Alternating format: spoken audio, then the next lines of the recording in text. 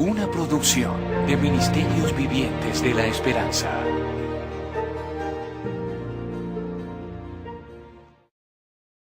Es considerado único en toda la historia de la Iglesia. Esta es la historia de la Iglesia de Dios Universal. ¿Cómo pudimos ser tan teológicamente ignorantes? No entendíamos la gracia de Dios. Eso fue catastrófico, porque desafió todo. No tengo conocimiento de que algo así alguna vez haya ocurrido. Fue un momento crucial, digamos la hora de la verdad. Es algo realmente milagroso. Es todo el sistema de creencias que está errado. No puede repararse. Tiene que ser demolido. Ministerios Vivientes de la Esperanza presenta El llamado a ser libres. El mundo mañana. Saludos amigos alrededor del mundo. Los Estados Unidos en este momento está pasando por una dura prueba. Las grandes noticias hoy cayeron sobre un mundo demasiado pasmado e insensible por años de acontecimientos mundiales con una historia hecha añicos. ¿Qué hay de nosotros? La Biblia nos identifica. Somos Israel hoy. Se acerca una gran tribulación. La próxima profecía es la herramienta y la iglesia de Satanás. ¿Qué le ocurrirá a Hitler de acuerdo a la profecía de la Biblia? ¿Cómo la guerra llegará a Estados Unidos? Nuestro pueblo ya ha sufrido la peor semana de esta guerra, la semana más negra del siglo entero hasta la fecha. Ahora se preguntarán, ¿hacia dónde nos dirigimos? El mundo está en problemas y los Estados Unidos se aproximan a problemas, muchos problemas. Todo está escrito en la Biblia. No pueden entenderlo sin el conocimiento de nuestra identidad. ¿No escucharon siempre la enseñanza que habla de que estamos salvados por la gracia? Oh, amigos míos, qué tontería. ¿Cuándo despertaremos? No han escuchado el Evangelio de Jesucristo, pero sí un evangelio falso, que representa a Jesucristo como un joven malcriado que vino a suprimir con la ley de su padre. Fue un tiempo de gran confusión e incertidumbre. Él tendió a sacar provecho de eso y a captar la atención de las personas, pero estaba basado en el miedo. Lo podías ver sosteniendo el periódico en una mano y leyendo la Biblia en la otra. Rusia ahora tiene la bomba de hidrógeno. Poseen un nuevo tipo de explosivo que destruirá una nación entera. Hablaba con autoridad. Sonaba práctico, pragmático, enérgico. ¿Y quién era el hombre detrás de esa voz? Fue Herbert W. Armstrong. Herbert W. Armstrong fue un publicista de mucho éxito, pero un día en los años 1920 su esposa dijo que se había enterado que guardar el Sabbat era algo requerido para los cristianos. Entonces él se dirigió a la biblioteca pública y estudió todo lo que pudo acerca de religión e historia de la cristiandad. Después de haber investigado todo eso, concluyó que su esposa tenía razón. Investigó en escritos que proponen una teoría conocida como anglo-israelismo o israelismo británico. El israelismo británico es la creencia de que las tribus de Israel son las modernas naciones de Europa Occidental de hoy en día, particularmente Gran Bretaña y Estados Unidos, que serían las de Efraín y Manasés. El israelismo británico fue uno de sus principales apoyos para creer en el sábado o el Sabbat. Debía guardarse en oposición a la mayoría de los cristianos que iban a la iglesia el domingo, y su razonamiento fue, bueno, estas son las 10 tribus de Israel. Perdieron su identidad. Si supieran que son parte de la casa de Israel, entonces entenderían que el Sabbat es un pacto que debe ser guardado por la eternidad. Herbert Armstrong comenzó en una pequeña emisora en Eugene, Oregon. En 1933 fue a la radio. Además de eso, inició una revista multicopiada. Recuerden, envíen su nombre y dirección justo en este instante antes de que lo olviden y recibirán su copia gratis de la revista La Pura Verdad.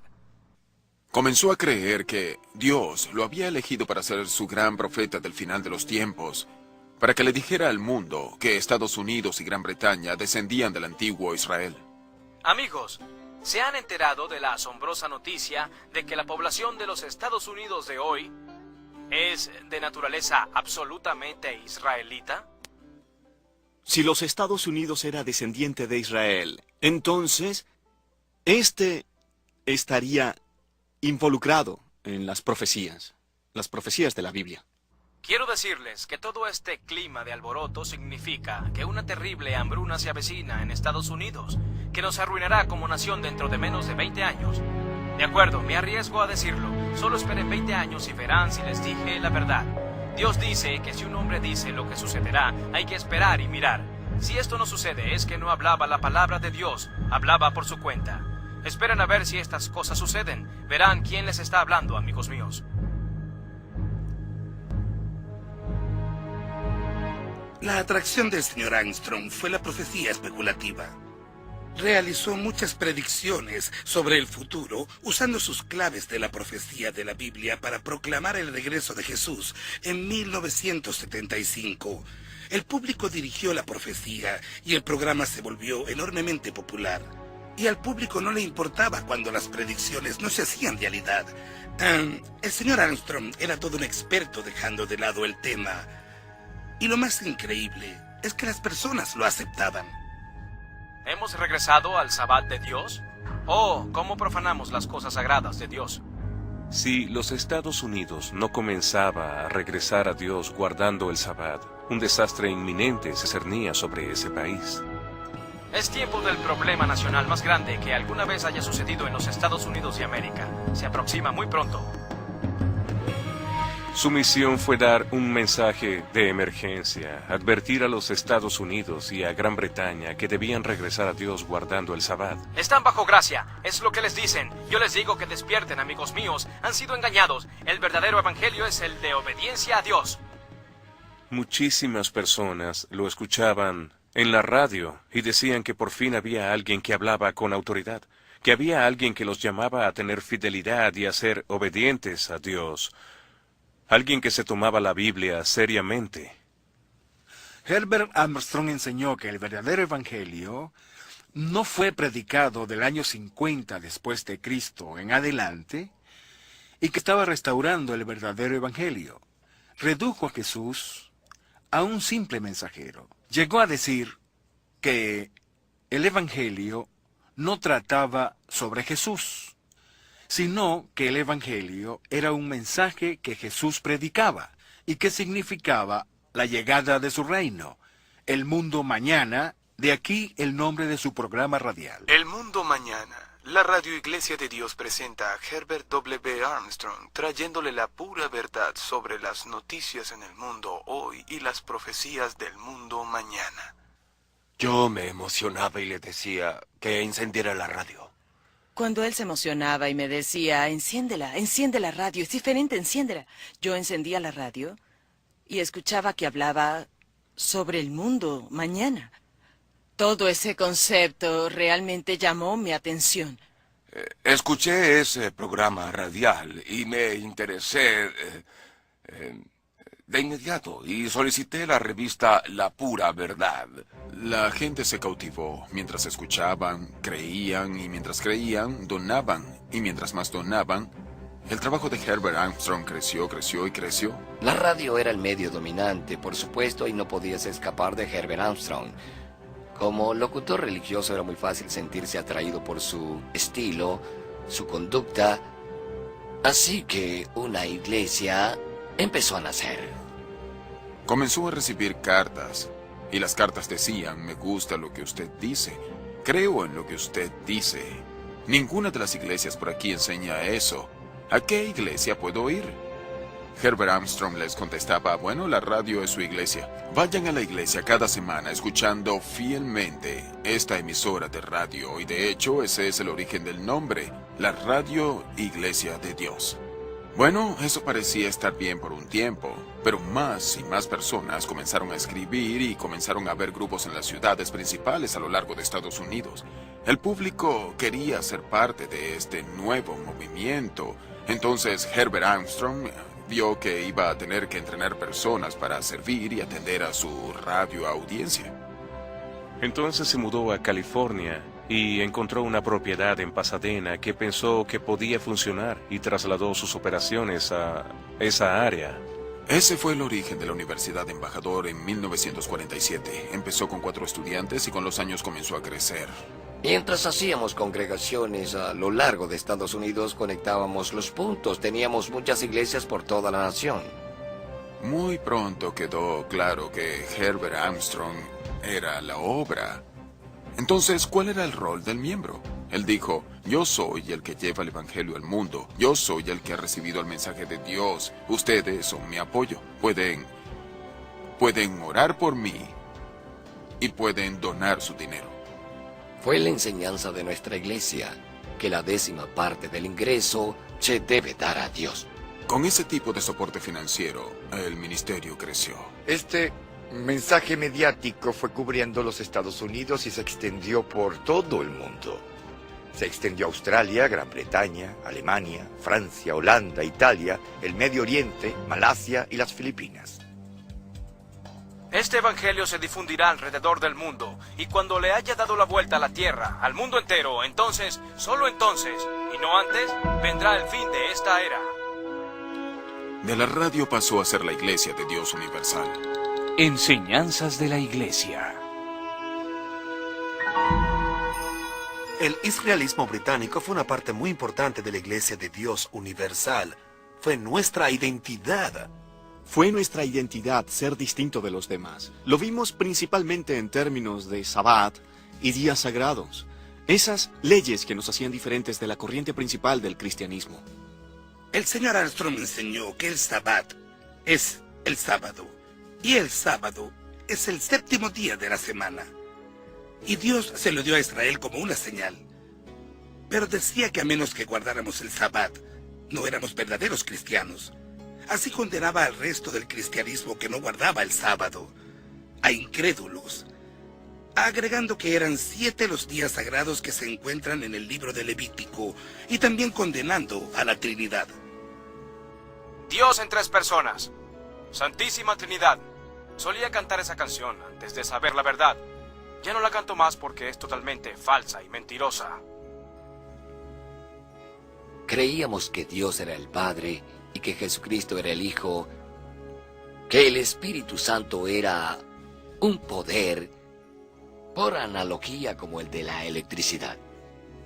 Nuestra identidad como la única y verdadera iglesia era intrigante. Era un auténtico gancho para atraer personas. Construyendo el imperio de medios. El Mundo Mañana. El Mundo Mañana se convirtió en programa de televisión en 1955. Bueno, saludo amigos. Luego comenzó a voltear las cosas, por supuesto, para su hijo Garner Ted, quien era joven y muy apuesto. La influencia de Garner Ted Armstrong durante los comienzos de la Iglesia de Dios Universal no puede ser minimizada.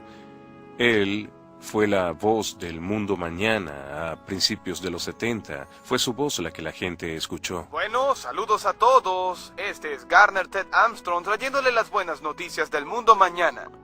Eran una especie de dúo dinámico. Todo un equipo mediático que podía alcanzar una variedad de audiencias a lo largo de toda la nación. Y como resultado, su labor creció y creció.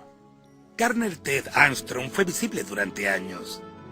Pero el señor Armstrong, su padre, siempre fue la última autoridad. Estaba basado en un soporte teológico que lo designaba como el único y verdadero apóstol de Jesucristo en esta era. Teníamos al Dios Padre, Jesucristo, Herbert Armstrong. Normalmente aquellos que lo presionaban en cuanto a asuntos de control, asuntos de autoridad, de gobernabilidad, eran expulsados de sus empleos y excomulgados de la iglesia. Con el pasar de los años, la relación entre Herbert Armstrong y su hijo Garner Ted se volvió algo tensa. Fue un duro golpe para la iglesia conocer que Garner Ted tenía algunas faltas morales a comienzos de los 70. Finalmente llegó a un punto, y realmente creo que el punto no tenía que ver solo con la conducta inapropiada, sino también con un desafío de poder, una amenaza de la posición del padre por el control de la organización. Finalmente llegó al punto en el que Herbert Armstrong excomulgó a su hijo. Así fue como se resolvió todo. Las personas aprendieron, no desafíes a Herbert Armstrong. Después que Garner Ted Armstrong fue excomulgado, Quedó un vacío en los medios de la iglesia, pero Herbert Armstrong se metió de lleno en esto y resultó muy bueno, así que la iglesia siguió creciendo. Aunque los miembros de la iglesia superaban los 150,000, la influencia de la iglesia, su misión y su ministerio era mucho más extensa. La revista La Pura Verdad se volvió tan popular que alcanzó los 8 millones de copias a nivel mundial, una de las revistas de mayor circulación en el mundo. La Iglesia de Dios Universal es una iglesia de expansión global. El número de países era de unos 50 o 60. Era simplemente un factor de penetración de medios y reacción. El tiempo que salió en televisión fue en sus últimos años, entre sus largos 80 y cortos 90. Cambiarán de humanos a divinos, cambiarán de hombre a Dios. El señor Armstrong dijo que los miembros de la iglesia finalmente se convertirían en dioses. Algún día, cuando ustedes se vuelvan inmortales y se conviertan en Dios. Por supuesto, eso nos hacía sentir bien, ¿sabes? Se sentía bien. Seríamos Dios. El camino a la divinidad estaba lleno de cosas extrañas como prohibición de cumpleaños, navidades, las damas no podían usar maquillaje y si ibas al doctor era falta de fe. Teníamos la teología de no creer en los doctores y, en su lugar, dependíamos totalmente de la oración. Jesús tenía un cuerpo perfecto. Nunca estuvo enfermo un día en su vida. Nunca sufrió de algún dolor. Dios es tu sanador divino, no ningún hombre. Se puede decir mucho sobre eso, porque cuando Herbert Armstrong envejeció usó a los doctores, pero aún así continuaba enseñando que era incorrecto, que no ayudaba a las personas que necesitaban doctores. Cuando tenía 5 años, mi mamá murió. Pensábamos que era cáncer al momento, pero la iglesia enseñaba que no debíamos ir a los doctores. Así que ella rechazó ir a un doctor. A los 90 años, el señor Armstrong estaba muy enfermo para continuar sin ayuda médica. Eso hizo que finalmente pensara en escoger un sucesor. El problema para Herbert Armstrong era ¿en quién puedo confiar? Su problema por décadas había sido que no creía en nadie. Entre todos existía un hombre que había emergido de lo que se consideraba una posición baja en el ministerio, pero que demostraba un gran fervor y lealtad por Herbert Armstrong. Sin razón, sin ambición de poder, por lo tanto, él era el indicado para confiarle el poder. Así que Herbert Armstrong, entre una variedad de personas que aspiraban a la posición para ser el sucesor, eligió a Joseph Tkach padre. El hecho de que Herbert Armstrong hubiera decidido escoger un sucesor contradecía las enseñanzas que yo como pastor había predicado, que como el profeta Elías no moriría hasta que Jesucristo regresara. Soy una voz que clama en el desierto, y estoy aquí para traerles la verdad, porque no escuchan esto de ninguna otra voz. Nadie más les dice las cosas que Dios les dice a través de mí. Él habla a través de mí. Me ha enviado a hablar con ustedes y a darles su palabra. Hubo un ministro líder, un hombre de alto rango al que se le solicitó que viajara por toda la nación dando mensajes a todas las congregaciones, diciendo literalmente que Herbert Armstrong estaba profetizado en la Biblia. Él es el ungido de Dios, él es el profeta Elías, el escogido. No puede morir antes de que venga Cristo. Este es el discurso que decía literalmente. Si Herbert Armstrong muere antes del regreso de Cristo, entonces la Biblia no es verdadera. Realmente pensaba que iba a vivir hasta que Cristo regresara. Esta es la habitación donde murió el señor Armstrong. Murió justo aquí, en una silla. En ese punto, justo aquí, sentado en una silla. Y su cama estaba por allá. Y eso fue el 16 de enero de 1986. Recuerdo el día que murió. Esperé que algo significativo ocurriera porque él se había creado la imagen de una persona de importancia, como el apóstol crucial del fin de los tiempos, el líder de la iglesia. Pero murió y el fin aún no ha llegado. De algún modo fue una especie de duda que simplemente metí en un compartimiento, guardé en un armario.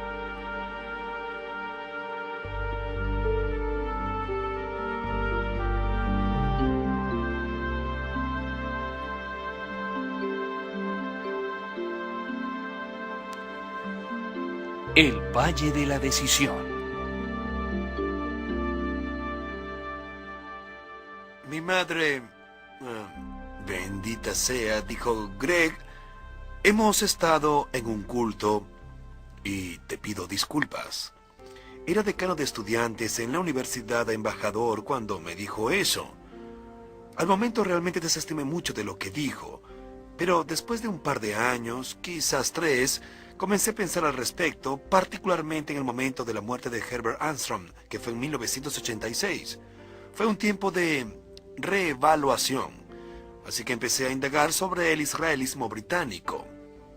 Esa fue la primera y principal enseñanza de Armstrong que encontré completamente falsa, por completo, tan bizarra, que cuando consideré la cosa tan bizarra que había abrigado y adorado por muchas décadas, y que tan fuera de lugar estaba, digamos, sin ningún fundamento bíblico o histórico, pues entonces me enojé, estaba perturbado, me desilusioné de mí mismo. Estaba desilusionado de las personas que me habían enseñado. Una vez que me probé a mí mismo que él estaba equivocado en algo tan grande como eso, estaba totalmente dispuesto a considerar que él estaba equivocado en otras cosas y por consecuencia yo también. Por supuesto, cuando pensaba que él había errado, era más fácil de asumir que pensar que yo estaba errado. Era la parte sucia, la parte fea, el lado realmente difícil, malo. Respecto a mí, era un sincero y ardiente creyente del israelismo británico. Y cuando vi evidencias de que era falso, no lo acepté al principio. Ciencia, historia, arqueología se habían combinado para desaprobarlo como una teoría absolutamente insostenible. Hasta el punto de que se hicieron estudios de ADN, la teoría simplemente no tenía ningún tipo de fundamento. Mientras más leía al respecto y sobre sus orígenes históricos, empecé a darme cuenta de que era falso. Todo se desmoronó y mi punto de vista cambió. Y mi dilema era, ¿qué hago ahora? Había descubierto serios defectos en la enseñanza de Armstrong, no era precisa y pensé, bueno, puedo retirarme tranquilamente y operar por mi cuenta, pero ¿cómo puede el hijo del actual líder retirarse tranquilamente? Herbert Armstrong murió y por primera vez comencé a ver sus enseñanzas en forma crítica en lugar de bueno. Este es el mensaje de Dios a través del apóstol elegido por él. Finalmente llegamos al tema de la Trinidad. Leí todos los libros de la iglesia que estuvieron a mi alcance. Entonces empecé a notar que Herbert Armstrong no sabía nada sobre la historia de la formulación de la doctrina, cuáles eran sus implicaciones y en qué consistía, qué significaba, por qué era importante. Nada de eso estaba presente en lo que él escribió. Eso lo encontré tan desconcertante como para deprimirme. Era un asunto tan grande que definía la corrupción de todas las demás iglesias. Teníamos el Sabbat y los días sagrados que nos definían como la única y verdadera. Pero estaba la Trinidad que defendía a los demás, ya sabes, que habían sido engañados por el diablo en los años 300 y defraudados desde entonces. Luego me di cuenta de que eso era completamente falso. Que era un argumento falso del comienzo hasta el final. Él no tenía idea de lo que hablaba, no sabía lo que estaba en juego y construyó esta inmensa condenación del cristianismo en general, del cristianismo tradicional, basándose en algo completamente absurdo. Además, la doctrina era sólida, de naturaleza bíblica y arraigada en la Sagrada Escritura. El hecho de que la Biblia exige que existe solo un Dios y que Jesucristo es ese único Dios y que el Espíritu Santo es Dios, eso no podía ser refutado en la Sagrada Escritura. Recuerdo haber entrado en un período de depresión en el que trataba de pensar, trataba de orar para sabes, estabilizarme de algún modo, saber a dónde iría ahora, qué hacer. Entonces me quedó claro que esta no era la única y verdadera iglesia. La pregunta era si tenía alguna validez como iglesia. Entonces, ¿qué debía hacer? ¿Tenía una especie de obligación? ¿Qué se supone que haría con eso? Joe Cash, hijo, descendiente del líder Mike Fiesel, terminamos conociéndonos a finales de los 80, principios de los 90. Determinamos a través de preguntas si la otra persona era de fiar o no. Nos probamos los unos a los otros para ver si éramos confiables y podíamos hablar francamente sobre lo que pensábamos. Nos enfrentamos al hecho de que la Trinidad era la única respuesta bíblica, lógica, de la naturaleza de Dios. Y que lo que Herbert Armstrong enseñaba era politeísmo. Parecieron darse cuenta que compartíamos muchos de estos desacuerdos con las enseñanzas de Herbert Armstrong. Todos parecíamos llegar a conclusiones similares. ¿Qué ocurriría cuando lleváramos esto a Joe Cash? Nos reunimos con mi padre y compartimos con él nuestra investigación. No sabía cómo iba a reaccionar. Si solo hubiera sido yo, saldría de mi empleo. Si hubiera sido Mike Fiesel, también se quedaría sin empleo. Pero al llegar a comprender lo que era verdadero y lo que era falso, teniendo un periodo de tiempo de dilema de qué hacer con la información, me sentí realmente gratificado al ver que mi padre y mis amigos cercanos dijeron: comencemos a enseñar la verdad y saquemos el error. Es significativo que todos en conjunto nos pusimos de acuerdo. Miro hacia atrás y ese es parte del milagro. Cuando los líderes se percataron de que había serios asuntos de doctrina que debían ser redirigidos, formaron un equipo doctrinal y decidieron examinarla detalladamente. Entramos en discusión luego en el comité doctrinal de la Trinidad. Primero que todo, ¿sabes? Pensé que mi amigo Mike Fiesel había enloquecido. Pensé que Greg Albrecht había perdido el juicio y que Joe Cash estaba fuera de sí. Me dije, ¿dónde me llevan estos sujetos? Porque ellos son los líderes de la iglesia, son los que la articulan. Y repentinamente noté, personalmente, que no era lo que decía Mike Fiesel y Greg Albrecht.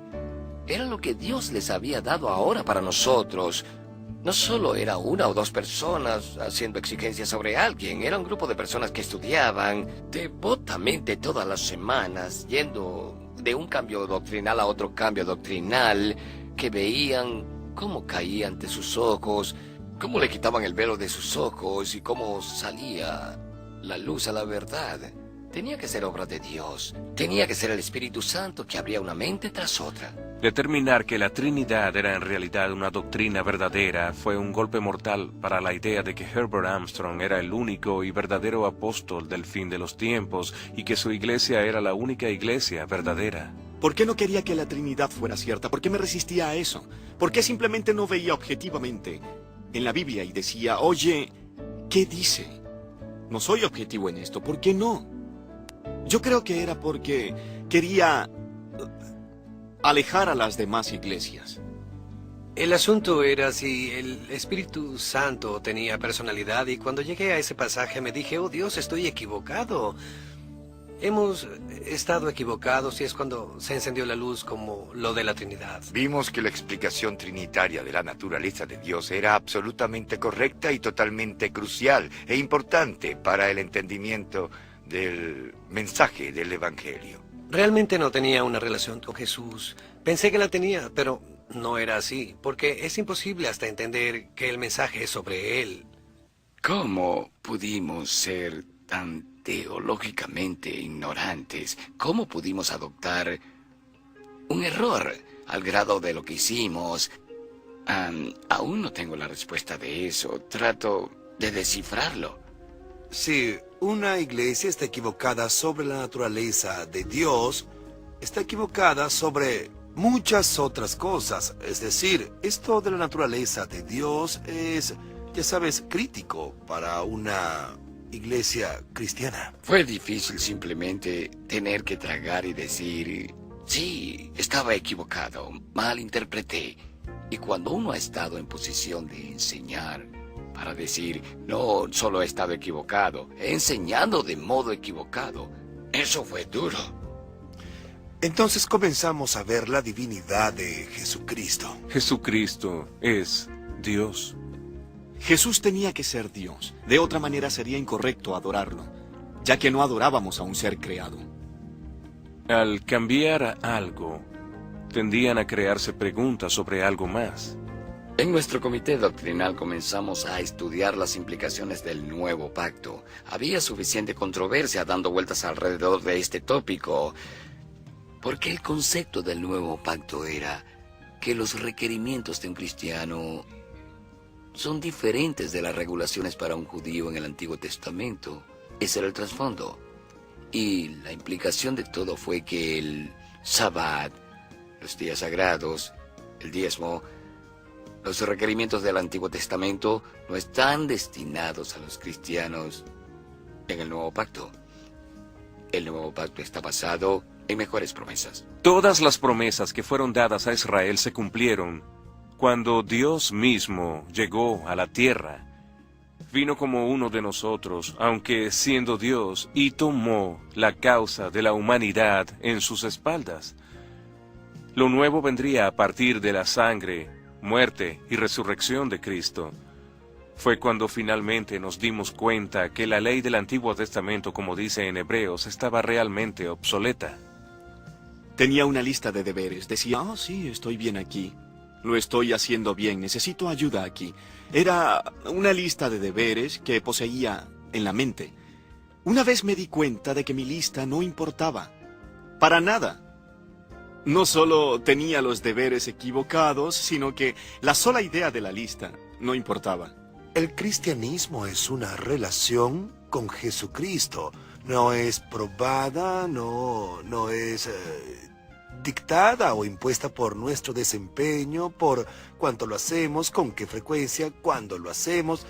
No entendíamos la gracia de Dios. En realidad, sentíamos fobia por la gracia de Dios. Y nuestra identidad debía ser en Jesús solamente. Solo fe, solo gracia, solo Cristo. Eso era todo. Era todo. Solo eso. Nuestra identidad. Tenía mis propias dudas personales al respecto. Dije, no estoy a la altura. Cuando vi que estaba bajo el Nuevo Testamento, al fin entendí la realidad de la gracia divina. Es duro describir la experiencia. La describo como despertarse de un coma. Así de dramático fue. Jesús murió por nuestros pecados, nos dio vida y no lo merecemos. Nos dio el perdón y todos los pecados que alguna vez cometimos en el pasado y todos aquellos que cometeremos en el futuro. Los cubre con su gracia divina.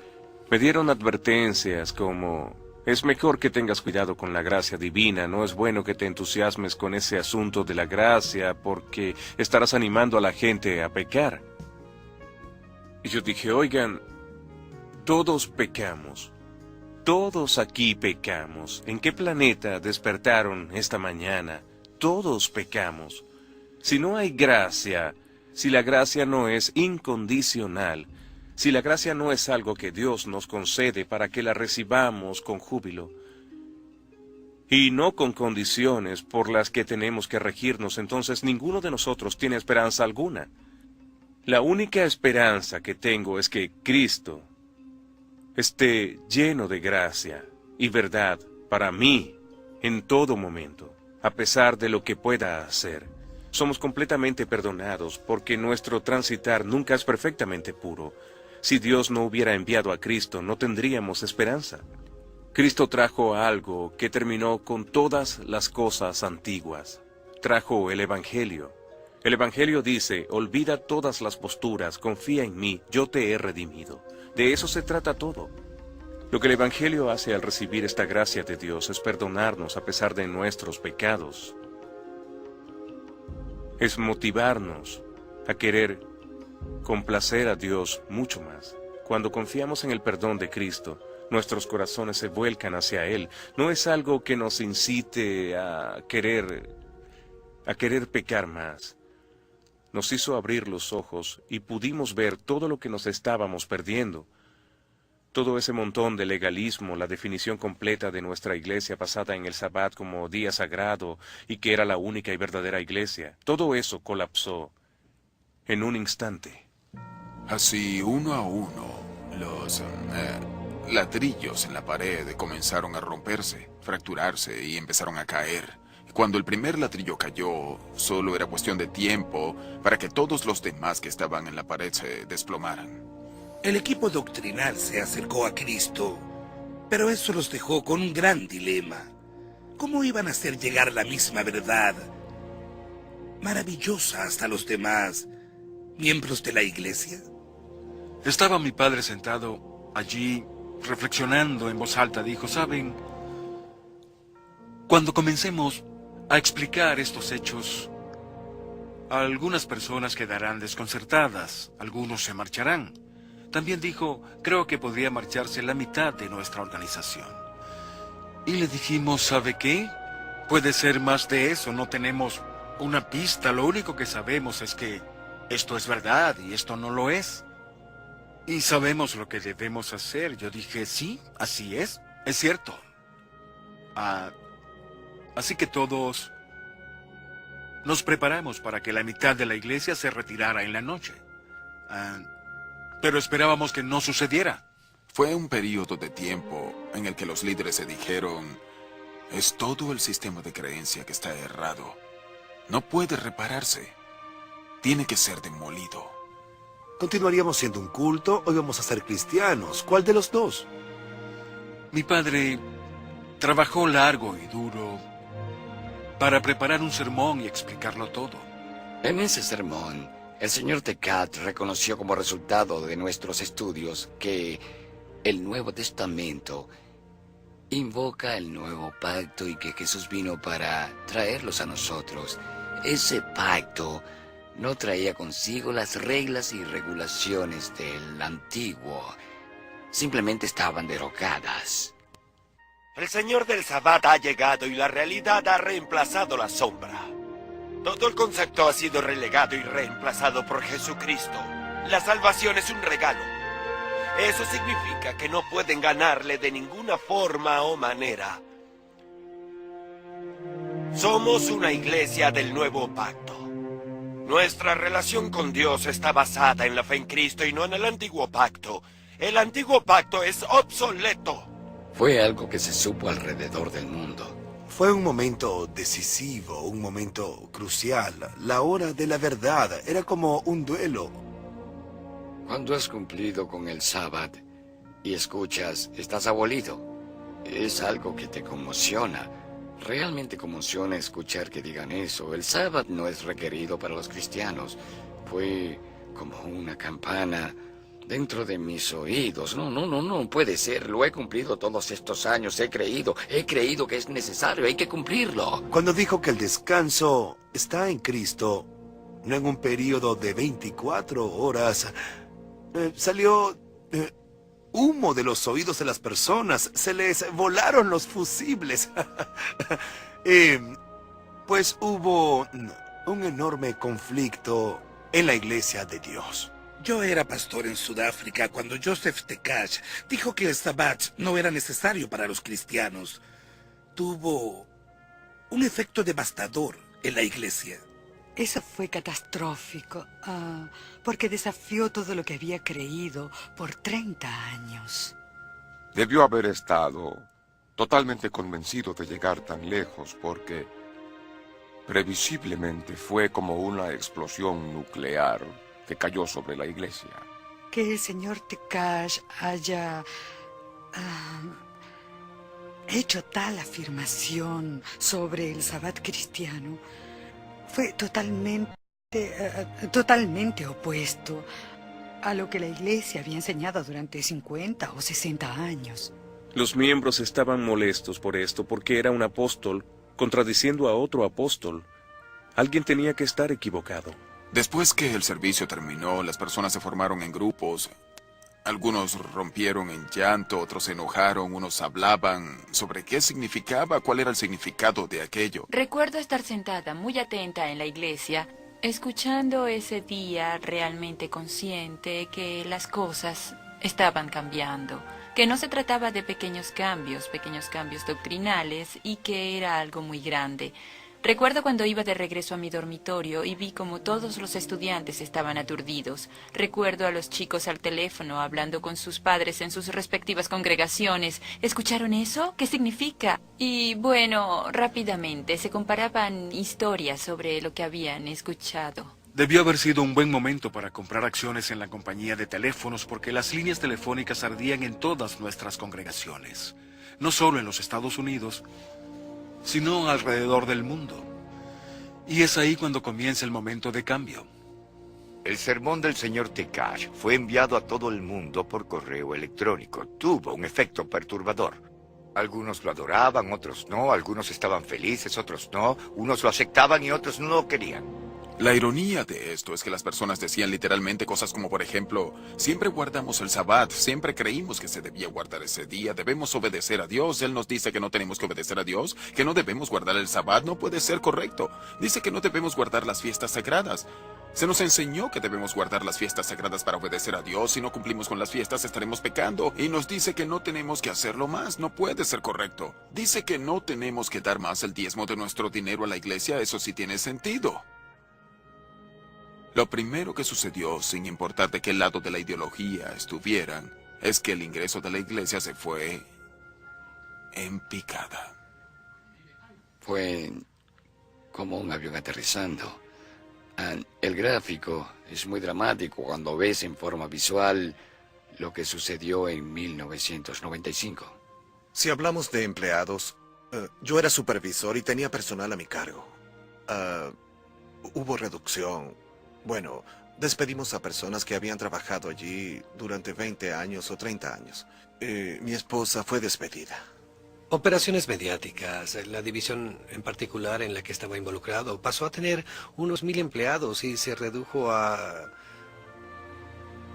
¿Cuántos somos? ¿10? Tuvimos que administrar una organización en crisis financiera y también en crisis emocional, en cambios doctrinales que hicieron impacto debido a ese sermón. ¿Cómo tomar una organización que tenía carácter de culto y trasladarla hasta el cuerpo de Cristo? Por Dios, ¿cómo hacer eso? Apenas podíamos mantenernos al día con los cuestionamientos que un cambio puede traer y que conducen a otro, porque las implicaciones de una cosa generalmente impactan en otros asuntos. De repente nos encontramos en una especie de tren sin control. Pero no hablo de que dirigiéramos el tren. Hablo de que alguien puso un ladrillo en el acelerador y todos nos sujetábamos al tren haciendo lo mejor que podíamos. El sacrificio de la iglesia como tal, en términos de membresía, fue tremendo. Cuando ocurrieron estos cambios, la iglesia tenía aproximadamente 150,000 miembros y se retiraron muchos. Cuando se aclaró y se dijo todo, apenas se contaba con un poco menos de 60,000. Muchos se fueron a grupos disidentes. Nuestra comunidad estaba devastada. Fue fragmentada, resquebrajada. Y la mayoría se fue. Así que puedo afirmar que la mayoría interpretó la palabra de Dios a través de Herbert Armstrong. Aquellos que soportaron quedarse fueron personas que acudieron a la Biblia para corroborar si así eran los hechos. Fueron a la Sagrada Escritura, la estudiaron, dejaron que ésta les hablara y pudieron ver que lo que estaba haciendo la iglesia era ser fiel a la Biblia. Aquellos que dejaron que la Biblia les hablara, en lugar de Herbert Armstrong, fueron los que lograron hacer el cambio. Deseché toda la literatura de la iglesia. Comencé desde cero. Lo hice leyendo los libros de los romanos, los gálatas y los hebreos. Repentinamente parece que alguien encendió la luz. Y al final logré verlo todo de manera clara. Especialmente con el libro de los Gálatas. Recuerdo que fue en mi habitación, en mi dormitorio, y literalmente empecé a bailar. Fue como si me quitara un gran peso de encima. Me sentí muy feliz. Le pedí a Dios que me guiara, Y no sentí más confusión. Parecía que la niebla se había acabado. No fue hasta que caí en cuenta que se trataba de Dios y lo estaba rechazando. Así que me arrodillé ante Él y hablé con Dios y le dije, si esto tiene que ver contigo, no quiero rechazarlo. Si tengo un velo en mis ojos, por favor, remuévelo. Y casi instantáneamente después de esa oración, cuando leí la palabra, era como leer un libro nuevo. Para mí fue como que me quitaran un velo de los ojos. Pude decir, oh, sí tiene sentido. Luego, al releer el Nuevo Testamento, era asombroso como las escrituras difíciles que pasábamos horas tratando de entender de repente no eran difíciles. Era como si estuvieran escritas en un lenguaje sencillo. La verdad se reveló. La verdad de Dios fue revelada. Cuando me di cuenta claramente de que el Espíritu Santo era una persona, oré y dije, Espíritu Santo, no te conozco. Quiero conocerte. Después de realizar esa oración y de pedirle que me ayudara a entender, y realmente lo hizo, se volvió muy real. Las escrituras relacionadas con los cambios comenzaron a tener más sentido. Cuando tuve conciencia de que el Espíritu Santo es una persona y que deseaba vivir en mí, a través de mí, sentí una profunda sensación de cercanía con Dios. Nuestra vieja predicación tenía un buen sermón, era uno en que realmente se nos golpeaba en la cabeza, y se mantenía con la verdad como un profeta del Antiguo Testamento. Le decía a todas las personas que eran unos pecadores. Ya sabes, así que éstas se marchaban sintiéndose totalmente culpables. Ese era un buen sermón, era poderoso. No queríamos oír sermones de amor. Ya sabes, era débil, insípido, no decía nada, solo era tonta charlatanería. Cuando alguien va a la iglesia, no debe irse con una carga de culpa. El Evangelio remueve las cargas de culpa. Ese es el punto, es lo que los hebreos dijeron que hizo la sangre de Cristo en comparación a los sacrificios. Esta removió la culpa. Esta nos limpió, es algo asombroso. Dice que nos limpió de una conciencia culpable. No está mal reunirse un sábado, un domingo o un lunes. No está mal celebrar un cumpleaños. No es malo celebrar Navidad o no celebrarla. Pero si te conviertes en un culto, todo lo que haces se convierte en un patrón de rectitud. Eso se perdió en nosotros cuando aclaramos todo. Así que después de los cambios, mi predicación tomó un tono totalmente diferente. Mike Fiesel estaba dando un sermón y recuerdo que hablaba sobre ese Dios que nos ama en forma personal, que se preocupa por nosotros, que sabe nuestras heridas y nuestras aflicciones y por las cosas que hemos pasado, y de cómo quiere que estemos en equilibrio, de cómo siempre está disponible para nosotros. Casi nunca hablábamos de Jesús. Así que nos estaban presentando a este Jesús. Por supuesto que ya existía en la palabra. ¿Cómo nos lo perdimos? No lo sé. Pero ahí estaba para que lo adoráramos, hablándole a mi corazón en el mensaje de Mike Fiesel.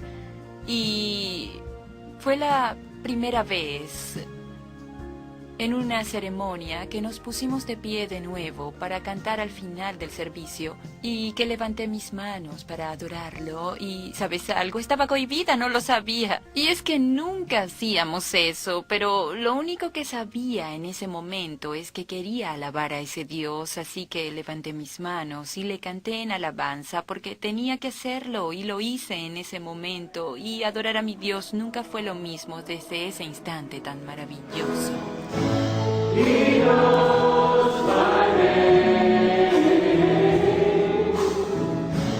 Deseábamos cantarle a Jesús, deseábamos cantarle al amor, porque había tenido impacto en nuestras vidas. Ya no cantábamos más por rutina.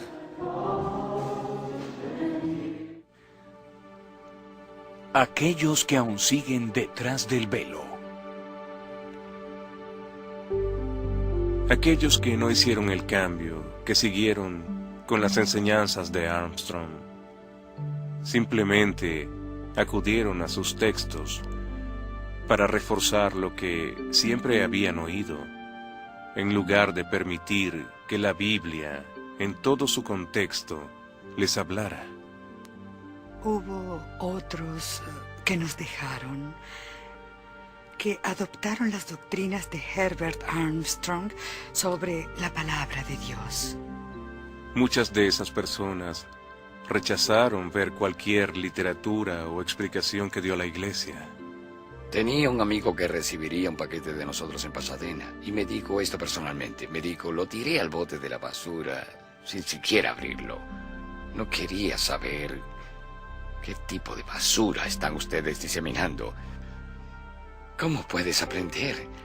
Le pregunté, ¿cómo es posible que sepas si ni siquiera lo lees? Dijo, no quiero saber, sé que no es correcto sin haberlo leído y ya pertenece a una de las iglesias. Uno de nuestros presentadores, que estaba en desacuerdo con nuestra nueva posición doctrinal, dijo, y quiero enfatizar que estuviera en desacuerdo, dijo, cuando se trata de esto, ¿lo ves o no lo ves?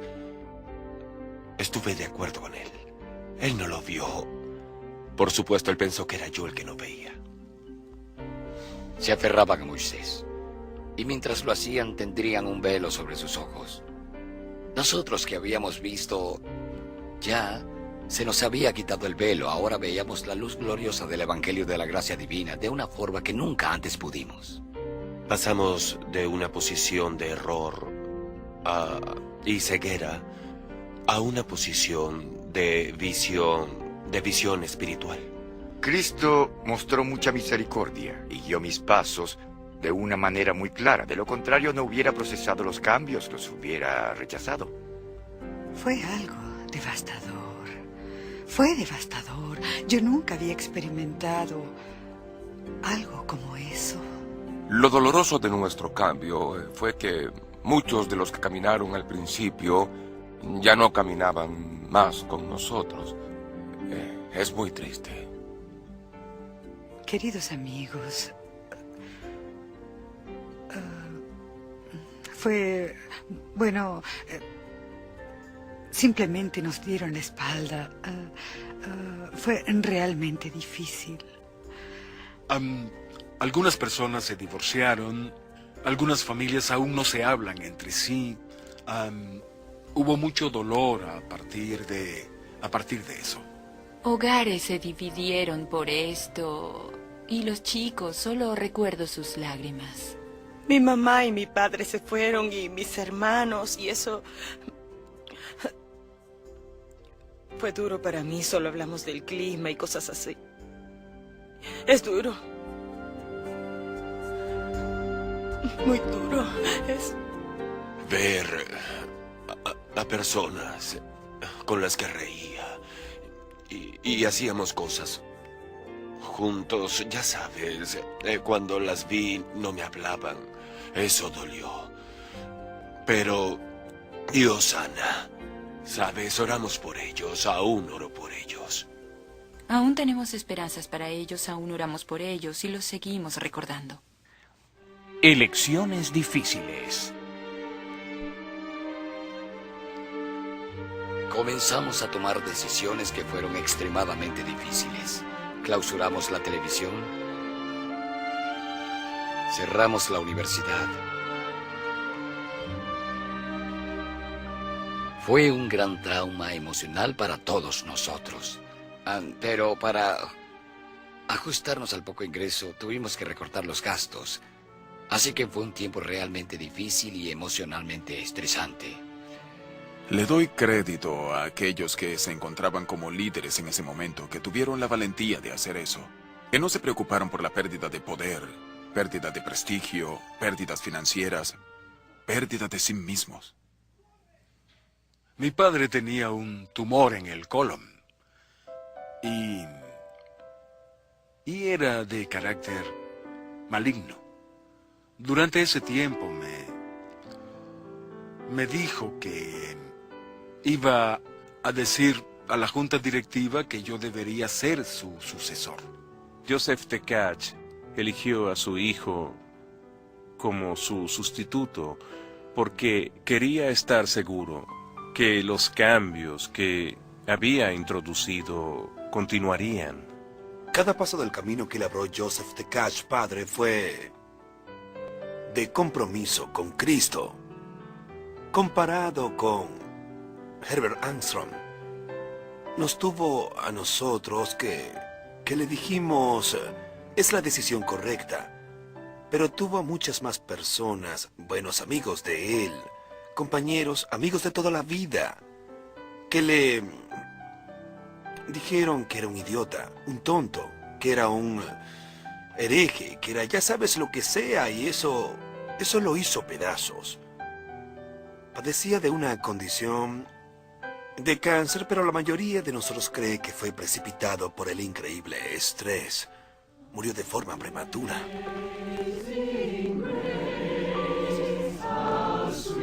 Septiembre de 1995.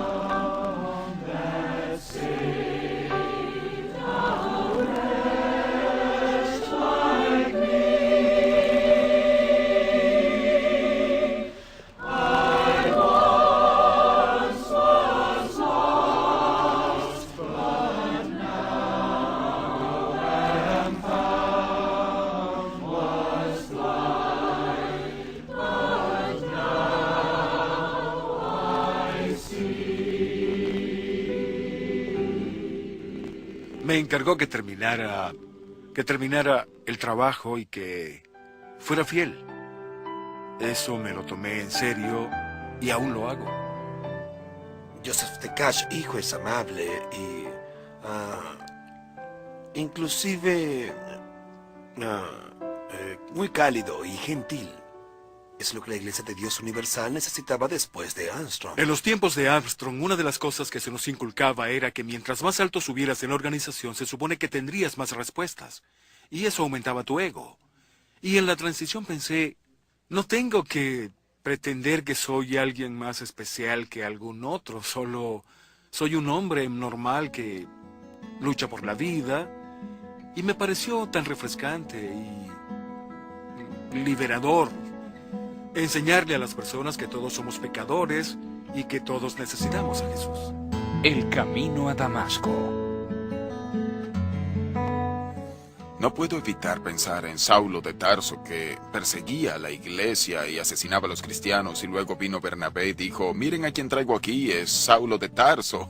Y todos dijeron, no es posible, no gracias, que no confíen en él. Bernabé dijo, está bien, ya ha cambiado, y contestaron, sí, claro, puedes afirmarlo, pero no estamos preparados para creerlo. Nos encontrábamos en la misma posición y en cierto modo era comprensible. En la historia de nuestra organización, una de las frases que se utilizaba era esta: somos los obedientes y verdaderos cristianos, los auténticos cristianos. Todas las demás iglesias son desobedientes. Se hacen llamar cristianos falsamente. Por supuesto, ese era un enorme error por parte de nuestra organización. Y para los que fueron ofendidos con este tipo de retórica, nuestras más sinceras disculpas. Hubo algunos que fueron como Bernabé. Alabado sea Dios, que nos aceptaron, nos animaron y nos ayudaron. Creo que el punto que me llevó al límite de creer que esto era un verdadero milagro fue ver que la Iglesia de Dios Universal abandonó lo que sacrificaron para tomar las decisiones correctas que estuvieran basadas en la verdad bíblica. La transformación de la Iglesia de Dios Universal es absolutamente genuina. No hay ningún motivo posible para que hicieran lo que hicieron, a no ser que estuvieran en busca de la verdad. No puedo imaginar a nadie dispuesto a llevar sobre sus hombros el tipo de carga y de lucha que la Iglesia de Dios Universal eligió para consigo misma. Por ninguna razón. La única razón por la que imagino que quisieron hacerlo es porque creyeron firmemente en sus corazones que se trataba de Dios, que era la verdad y que era lo correcto.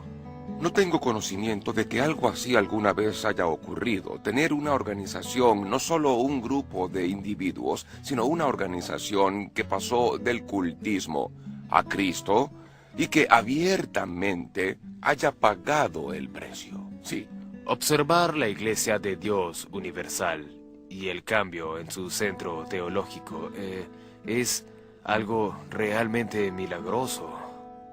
Yo no tengo otra forma de describirlo. El camino a Emmaus. Sí, Él fue el responsable de lo más poderoso entre nosotros. Hizo que nos transformáramos a partir de los errores y abrazáramos a Jesús como la persona de la verdad. Dios, en su infinito amor, sabiduría y misericordia para con nosotros, intervino y dijo: quiero obrar un milagro en el siglo XX. Quiero sacar a un grupo de personas de su error, de su herejía teológica. Aún estamos aquí y se lo debemos a Dios. ¿Qué puedo decir? Solo gracias a Dios. Dios lo hizo por nosotros. Con frecuencia estorbábamos y Dios nos decía: oigan, deben quitarse de en medio. Dejen que yo lo haga. Ustedes nada más deben observar y luego reportar. Digan a la iglesia lo que estoy haciendo. No tienen que hacer nada ustedes y luego reportar a la iglesia sus resultados. Reporten lo que yo hago a la iglesia. ¿Qué les parece? Intentemos eso. Todo fue muy doloroso. Y ahora me doy cuenta de la maravillosa liberación que tenemos con Jesucristo. Libertad que tenemos en nuestra relación con ese Dios. Y valió la pena. Lo haría de nuevo. Lo haría de nuevo 10 veces. Es una de las cosas que le dices a Dios. Padre, nunca más en mi vida quiero experimentar esto de nuevo. No creo poder soportarlo. Pero no lo habría perdido por nada. Reflexiones. ¿Fue él un falso profeta? Sí, creo que Armstrong fue un falso profeta. Los hechos lo demuestran. ¿Fue él un hereje? Creo que fue un hereje. Creo que yo también fui un hereje, así que no le estoy atribuyendo nada que no esté dispuesto a enfrentar yo mismo. Hubo un tiempo en el que estuve enojado con Armstrong. Llegué a un punto en mi vida donde dije: culpo a Greg Albrecht por haberle entregado el control de la vida de Greg Albrecht a Herbert Armstrong. El perdón es una parte muy importante cuando una persona ha estado involucrada en una enseñanza de culto.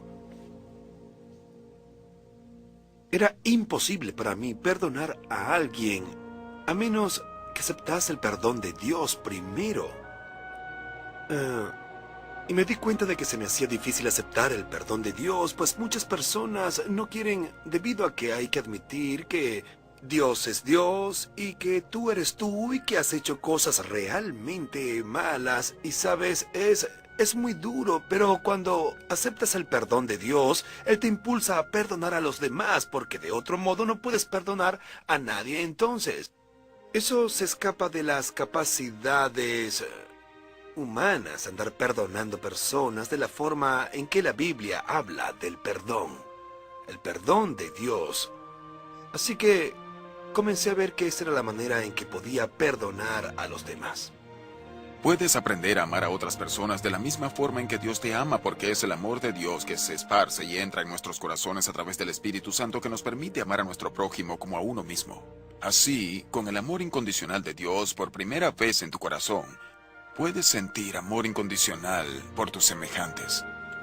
Como padre, me arrepiento de la forma legalista como eduqué a mis hijos. Me arrepiento de mis tácticas legalistas. Cuando escuché por primera vez que el amor de Dios era incondicional, yo dije: no lo es. El amor de Dios es muy condicional. Era mi mentalidad como padre y yo...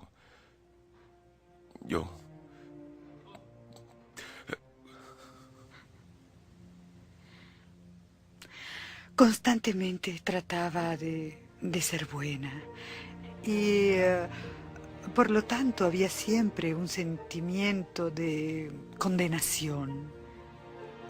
Constantemente sentías culpa. Pensabas que no lo lograrías por no ser lo suficientemente bueno. Fue una constante batalla cuesta arriba para ser perfecta. Siempre había que actuar, pagar los diezmos, celebrar las fiestas, guardar el sabbat. Volviendo atrás y con el conocimiento que ahora poseo, pienso que no entendimos la gracia divina ni lo que Jesús vino a hacer. Gracias a Dios Él me liberó de eso y ahora sé que es un Dios de amor y que Él quiere incluirme en su amor y es una hermosa bendición. Gracias, Dios mío. Comencé a entender que mi trabajo, mi esfuerzo, es como trapos sucios. Y luego pude comprender, por eso vino Jesucristo. No hay condenación. No la hay en Jesucristo. En el pasado nos enseñaron a dar diezmo como algo estricto y legalista. Ahora es por gratitud, es una respuesta al amor de Dios, no porque hay un juez esperando para golpearme. Mi esposa y yo tenemos el sueño de volver a África un día. La principal razón por la que queremos hacerlo es porque quiero regresar a donde fui pastor por primera vez, que ahora es el país de Zimbabue, donde les enseñé la manera antigua y les enseñé con éxito. Teníamos una iglesia que crecía cada vez más. Luego me fui y entonces vinieron los cambios. Salieron en tropel. No sé dónde se encuentran. Pero ahora que Dios ha sido tan bueno en mostrarnos cuál es el camino y que mucha de la enseñanza que yo solía impartir realmente estaba errada, a mi esposa y a mí nos encantaría regresar. Existía un grupo de personas que intervenían, una jerarquía interventora entre nosotros y Jesucristo. Mi experiencia fue que todo eso que estaba en medio había que quitarlo. Ahora tengo una relación directa con Jesús como tal, y es todo lo que se necesita. Cuando llegas a darte cuenta que realmente no hay nada que puedas hacer para ganarte la salvación, quedas librado por completo de ansiedad. Me vi a mí mismo tratando de seguir los pasos de Jesús, caminando detrás de Él, siguiendo su recorrido. Entonces, un día Jesús se sentó en una roca y dejó que lo alcanzara. Se sentó a mi lado, me tendió su brazo y me dio la bienvenida a su vida. Esa es la diferencia. Ahora es mi Salvador, es parte de mi vida, está en mi corazón. Y me contenta mucho que se haya sentado en esa roca. Agradezco lo que haya hecho. Tenía que ser Dios.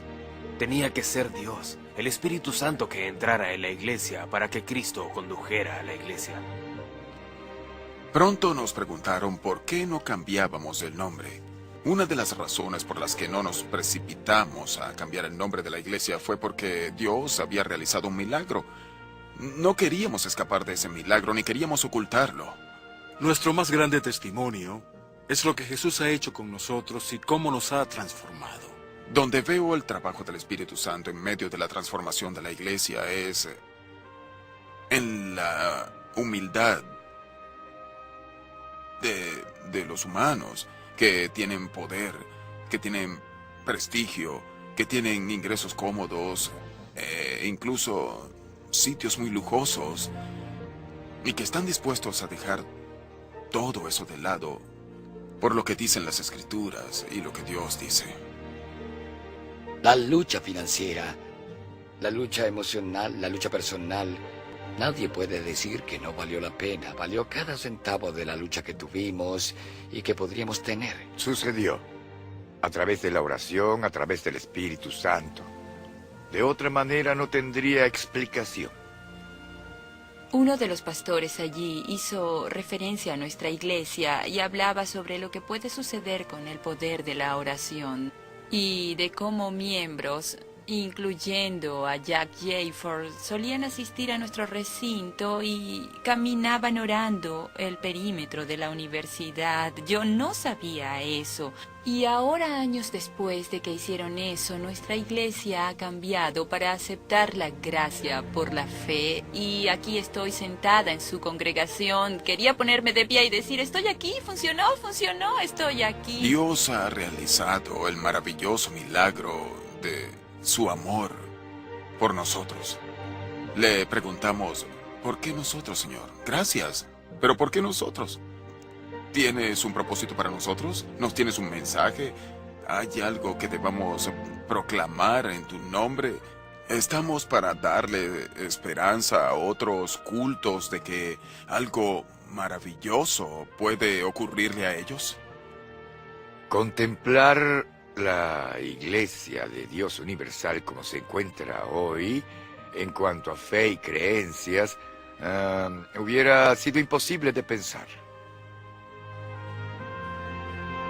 No creo que conozcan a ningún grupo organizado que se llame a sí mismo iglesia y que haya cambiado sus doctrinas, que alguna vez haya admitido que estaba equivocado, que alguna vez haya admitido haber enseñado algo que luego descubrió que era errado y lo admita públicamente y que les diga a las personas que fue un error y que ahora predica la verdad. Y sí sucedió. Una organización que pasó del cultismo a Cristo. ¿Puede tomar lugar en otras organizaciones? Sí. Lo que ocurrió en la Iglesia de Dios Universal fue un milagro. Es una expresión de la bondad de Dios que se extiende y llama a todos a ir hacia Cristo. Es que al final de todo, ¿qué tenemos? Tenemos a Dios, a nuestro Salvador, el Espíritu que vive en nosotros, la salvación asegurada. ¿Qué puedes pedir? Fue un milagro de los más grandes designios de nuestra vida. Y oramos para que ocurra en la vida de no solo las personas que conocemos, sino en la vida de otras organizaciones que de algún modo puedan alcanzar la misma experiencia de vida milagrosa. No con ejército ni con fuerza, sino con mi espíritu, ha dicho Jehová de los ejércitos. Zacarías 4:6. Estad pues firmes en la libertad con que Cristo nos hizo libres. Gálatas 5:1.